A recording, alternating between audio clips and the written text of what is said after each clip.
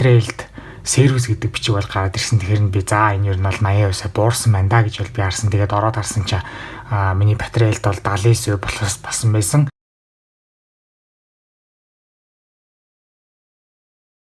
iOS 18.5 апдейт гарсан байна. За энэ хүү апдейт нь болохоор одоо 5 дахь удаагийн iOS 18-ын 5 дахь том апдейт нь гэсэн үг. Нэг зэгтэй апдейт учраас бол нэлээд гоё өөрчлөлтүүд бол ингээд орсон байгаа. За тэгээд энэ хүү апдейт маань миний одоо 3 дахь үеийн iPhone SE дээр iOS 18 4.1 суусан бахад одоо үеийн системийн багтаамжны хэмжээ 114 GB-тайгаар бол ирсэн. За апдейтийнхээс өмнө утсан дээрх сул зай маань одоо 3248 GB байсан бол апдейт хийсний дараа 3327 GB болоод сул зай маань ойролцоогоор бүр 800 GB буюу одоо 790 MB-аар илүү одоо бага зай бол эзэлдэг болсон байгаа. Энэ бол маш сайн мэдээ. Утсан дээрх сул зай бол ихсчлээвэл ер нь бол сайн гэсэн үг.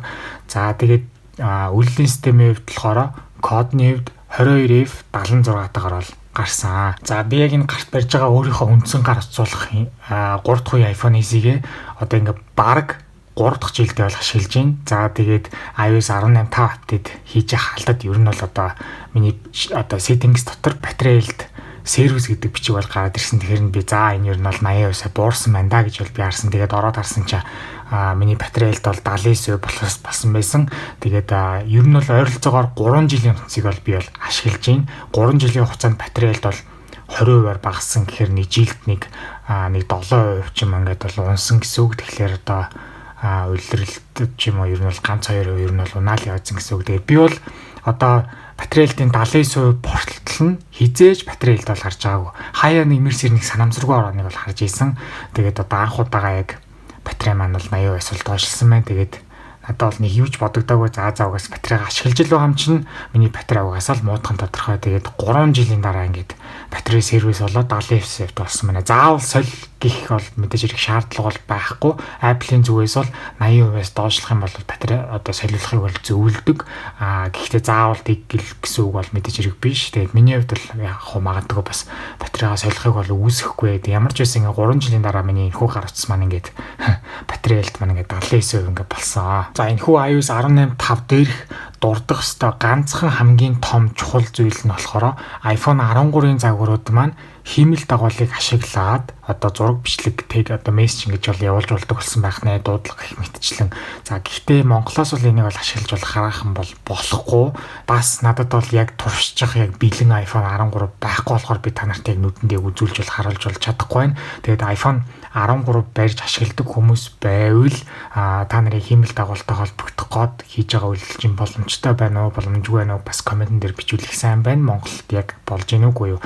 Mail application-ээр шинэ өөрчлөлт орсон. За миний хувьд бол яг Apple email-ийг өөрийнхөө хувийн mail application-аар ашигладаг учраас энэ шинэ зүйлийг бол дурдах шаардлага байхгүй гэж бодож байна. За яг юу нэмэгдсэн бэ гэхээр mail application руу ороод яаж яхад бол яг тэр баруун дээд хэсэг дээр одоо цэс маягаар яаж харагдуулахыг нь бол одоо өөрчилж байгаа юм билэ. Тийм л одоо шинэ өөрчлөлт бол нэмэгдсэн байна. Screen time-тай холбоотой шинэ зүйл болж ирсэн. За ингээд эцэгхийн удирдлагаараа хүүхдийнхээ утсан дээр одоо яг тэр parenting account давхар ингээд суулгацсан бол эцэгчүүд бол байдаг бах. За тийм хүмүүс яаж байгаа вэ гэхээр танаа хүүхэд одоо screen time-аагаа одоо ингээд пассвортыг нэгээд хугацаагаас сунгах юм бол тэрнийх нь холбоотой мэдээлэл эцэгийнх нь утсанд нь screen time-тайгаар холбоотойгоор л гарч ирдэг болсон байх нэ.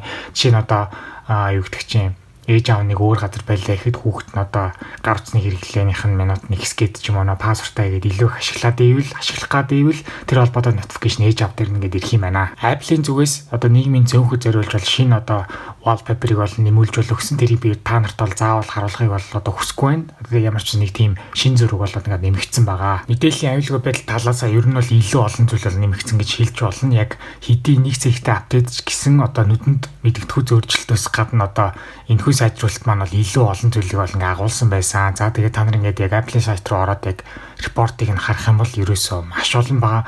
Core Graphics, Core Media, FaceTime дээр ингээ хоёр орсон байна. iCloud, Image.io гэдэг kernel гэдэг голсыг за тэгээд Live гэдэг хэсэг, News, Notes, ProRes, Security, WebKit гэдэг ерөөсөө ороогүй юм байхгүй маш олон одоо мэдээллийн аюулгүй байдлын кодны сайжруулалт талаас бол орсон байгаа. За тэгээд хин ямар тусалцаа үзүүлснийг Apple бол дандаа дурддаг та нар мэдж байгаа.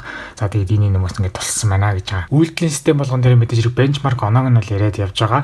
За CPU-с хэв single core score 2318, multi core score 5635 оноо аваад тус борчлын ер нь бол дундаж авдаг тухайн одоо 3 iPhone SE-гээс 100 200 гаруй оноо бол илүү бол авч чадсан. Тэгэхээр энэ бол ажиллагаа талаас бол айлтгүй гэсэн үг. За GPU нь болохоор 18817 оноо дундаж авдаг бас онооноос 1000 гаруй оноогоор бол илүү авч чадсан. Үзэгч нараас бол би нэг л зүйлийг хүсдэг. Хэрвээ та нарыг тухайн үйлдлийн систем буюу энэхүү iOS 18.5 руу апдейт хийсэн бол та нарын яг ямар гар утсан дээр батарей болон үйл ажиллагааны тал дээр хэр байна вэ гэдгийг одоо комментэн дээр бичээд бусдаа бол ингээ хуваалцаж байгаарай. Намайг үздэг хүмүүстээ зориулж Discord сервер бол нээсэн. Тэгснээрээ та нар хоорондоо юм бичих боломжтой болсон байгаа. Тэгээ би биентэйгээ гоё нээлттэй бол харилцаж байгаарай.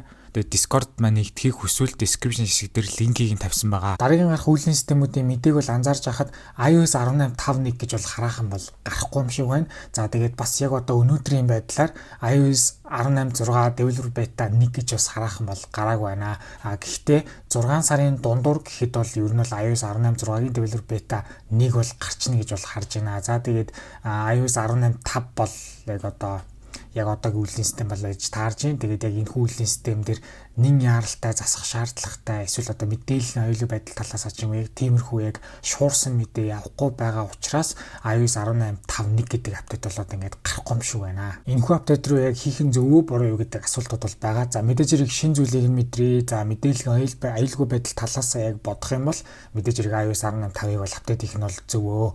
За харин батарейны репорт талаас бол надад бол зөндөө олон репорт бол олж чадсан. Яалтчгүй яг нэг зэгтэй апдейт учраас бол олон олддог.